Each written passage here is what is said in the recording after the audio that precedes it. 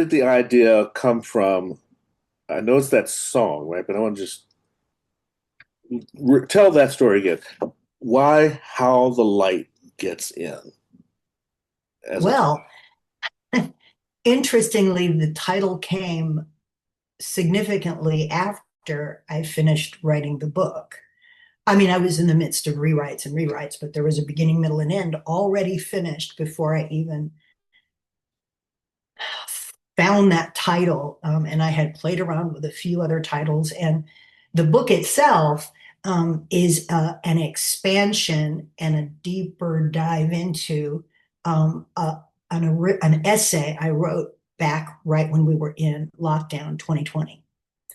And it was at that time called Spiritual Algorithm. And it was 7 principles. But the idea was, because we were so upheaved globally with this pandemic that had the entire world in lockdown for a period of time. And like, how do you deal with that? How do you handle that emotionally and spiritually and mentally?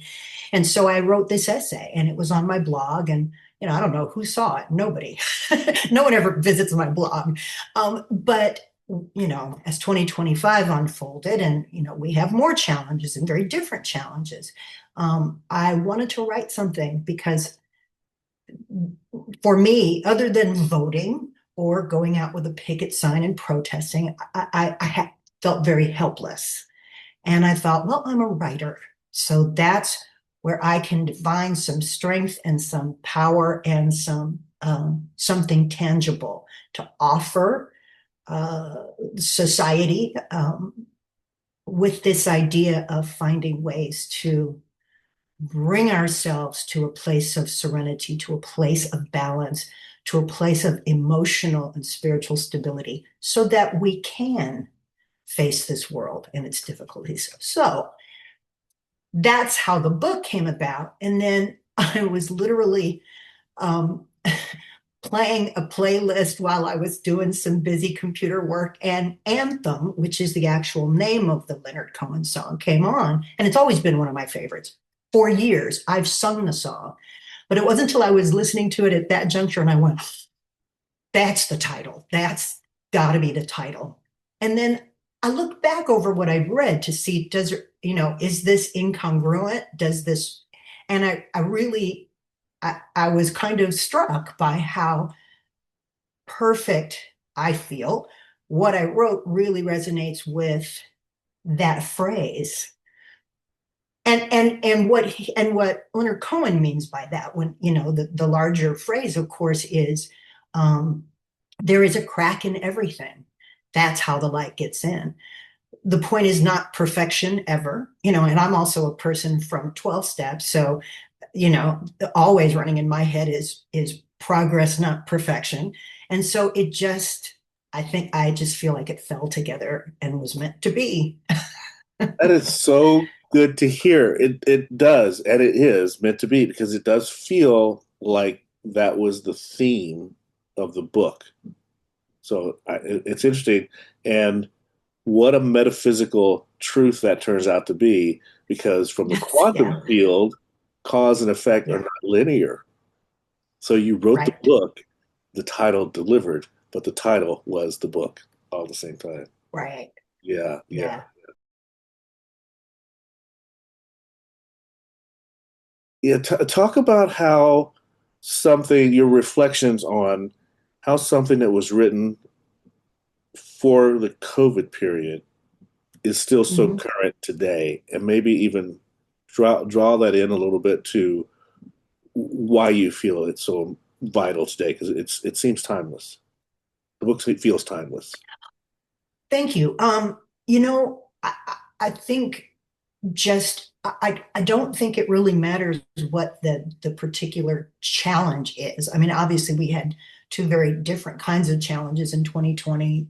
There was a global pandemic. There were people dying, and the rest of us who were not dying, who were lucky enough to survive it, were still um, not knowing what to do with ourselves when we couldn't leave the house. And I think a lot of big spiritual epiphanies happened for a lot of people during that time, just based on those limitations. And then it became politicized, and that's always concerning. But that was a challenge. But the challenge, as I see it today in 2025, is that our democracy is being threatened, and racism is not just in the communities, but in the highest seat in the land. And it's kind of confounding to see it unfolding in a very blatant way of like really targeting people of color with these ICE raids. It's a very challenging time for us because it feels like, and people feel this, that we're going backwards, like we're not learning from history. So I don't think the challenge, what it is specifically, is what matters. It's that anytime we are faced with the kind of tribulations we've now experienced, a bit of, there just has to be Hmm. an anchor that we can go to and practice and find our respite in when we need it in order to survive it. And not just to survive it, but to maintain a sense of wellness, serenity. I almost hate to say serenity because I know there are a lot of people that go, how can you feel serene? And why should you feel serene when this, that, and the other is going on? But Yeah, serenity doesn't mean you don't have experiences. It just means you're exactly, in this space while those experiences are happening, right? exactly. And probably in a better, healthier mental state to be able to respond to those things than if you're in this great rage and fury all the time, Mm, or just collapsing. yeah. I had a friend the other day was talking about his three daughters and how I love all my children equally, but I like my older daughter better. Is there a principle or a concept in the book that rises to the top for you? Oh, yeah. Yeah, the read for pleasure. I'm just a book fiend, and I have found so much comfort and so much expansion in being a book reader. And in my whole life, my parents brought books into our lives, me and my siblings, and I couldn't find a more grateful thing to have received in my life from anyone. So probably that one, and it may even seem an odd one to include in the principles, but I maintain that it is a way to find resonance with humanity and peace as a result of it. Hmm. When you read a good book, fiction, nonfiction, whatever kind, I totally get that. I think as I look through real quick, we're going to see we've got turn away, read for pleasure, meditate, connect with God, create. Oh, Mhm. I don't know. That's I where you come know, from I there. know. Play, rest, commune with nature, forgive, honor daily, honor gratitude daily. Yeah, the reading thing. Let's stay with that for a little bit about Mhm. the person who says, "I don't like to read." They're out there. Right. What do Oh, I know some. I have good friends. I know we can't change a person's mind necessarily, which you talk about Right, forgiveness. So you can't really, the right, trembling of the earth is not going to switch right, anybody's mind. But right, if you could say a right. special thing that would make someone start to read, what would it be? Well, do you like to listen to a good story? I mean, I don't think people are averse to hearing stories. I think just this process here, and it feels like school. You know what I mean? I think that is oftentimes people are like, oh, and those same people love movies and love music. So listening to something, viewing something, maybe it's just this, that it's too much like school, that maybe since I am a book lover, I don't know what's inside their aversion to it. But it, it if that's it, I mean, listen to your books. That's a magical, wonderful thing, is that we now have audiobooks. Listen to your books, but and I maintain, read anything, read a magazine, just read something to give you a sense of recreation, to give you a sense of I'm just decompressing now and doing something enjoyable. So, as much as I want to tout books and novels and great classics, um, anything, read something. The idea being find a thing. And maybe it's not books, maybe it's listening to music. I mean, I'm a musician, but I didn't actually include that as one of the principles. And that's just because it's a vast, vast, vast world of ways to find your peace and to find your anchor. Um, but maybe books aren't for everyone. But finding that way to recreate and decompress and do something that's enjoyable. Voice. It's a really easy voice. It's a very comfortable voice. Where was that voice for you? Did you? There are some poems that I write and some poems that write through me, right? So how was that process with the book for you? Do you know what I'm talking about when I say that? Did you sit down and go, okay, today's the day, I'm going to write through 10 pages? Or were you driving down the road, you had to pull over to the side of the road and be like, oh, yes. I really wanted a kind of poetic voice. I wanted something that almost felt a little sing-songy. I don't know if that makes any sense to you. I wanted something that almost like if you listened to me read the book, it might feel like a lullaby. I really wanted that kind of sense. I wanted to express the ideas in a very simple way. I wanted it to be brief. I am a very verbose kind of writer, and I could have gone on and gone on and gone on and written a 400-page book.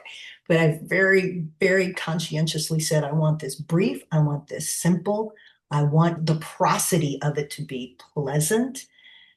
Why? Because to go back to, people who don't like reading books, perhaps this would entice someone who goes, "Ugh, book reading, that's just so laborious," to maybe have a friend go, "Oh, but this one's so simple. This one's so flowy. That's what I wanted. I wanted it to have a reputation of it's easy and quick to get through this and to get those principles."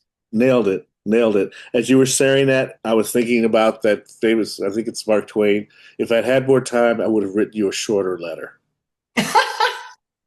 It's I love Mark Twain. it's so easy to go long, right? And Yeah. you did. Yeah. I just opened it up and I just let. I mean, you're talking about this is about the forgiveness thing and wanting somebody to change, right? And you're like making an amends to someone Yeah. who would not receive it. I have to live Yeah. with that. But whenever that person crosses my mind, there is an immediate sting of humility and the reminder that I am human and flawed, and there was a consequence to my behavior. And I chose to lean into that rather than try to shake it off because being humbled is never a bad thing. The bottom line is, with my amends, my soul was righted because ultimately I did the right thing. The rest is out of my hands. So clean, really Oh, simple. thank you. Yeah. And it reads like Thank that you. over and over. You go to any page and you find that kind of direct honesty. At least that's what I noticed in it. Yeah, Thank you. yeah. So it's captured. Um, talk about. I think people miss this part when they read a book. Not a lot of people just open up a book, start reading. I read everything about a book, and so I was like, "Oh, she did the illustrations." Talk about the illustrations. Yay. Yeah. At the time I was writing this, I was also thumbing through a poetry collection by Alice Walker. And the collection is called A Poem Traveled Up My Arm. It's a just an ebullient, um, lighthearted pink cloud of a collection. And what helped make it that was that she was drawing every other page, just drawing. She's not even a drawer, but she was drawing little faces and images that just sprung to her when she was writing these poems. And I was so enchanted by that. I went, I want to do something like that with this book. And so I started looking just through, and I wanted them to just be the line drawings that I do. And so I looked through just, my computer files, and I haven't done a lot of line drawing, but I really like it. I want to have lighthearted, beautiful, sweet, simple, like again, not this, oh, what a great artist. Look at all that shading. No, line drawings, the simplest of ideas. I wanted that. And so not everyone that I came across could I find its use for in this book, but I was able to find enough of them. And then when I think there were like 3 or 4 of the principles, and I went, I don't have a drawing to go with those. And then I had to actually, draw something specific for this principle. And that was actually more challenging because the other drawings that already existed, when they existed, there was no narrative or text that I was trying to capture. There was just me playing, me being playful, Or was there? and then Or was there? Right? They were just waiting to right, catch up. right, yes. We don't understand how all these things, or reading a book of poetry, plays back a callback, like comedians love a callback, right? It's a universal callback to your own drawings, a universal callback that we have been preparing ourselves for whatever the next idea is Right. all along. All along. I do firmly believe that. Yeah. Yeah.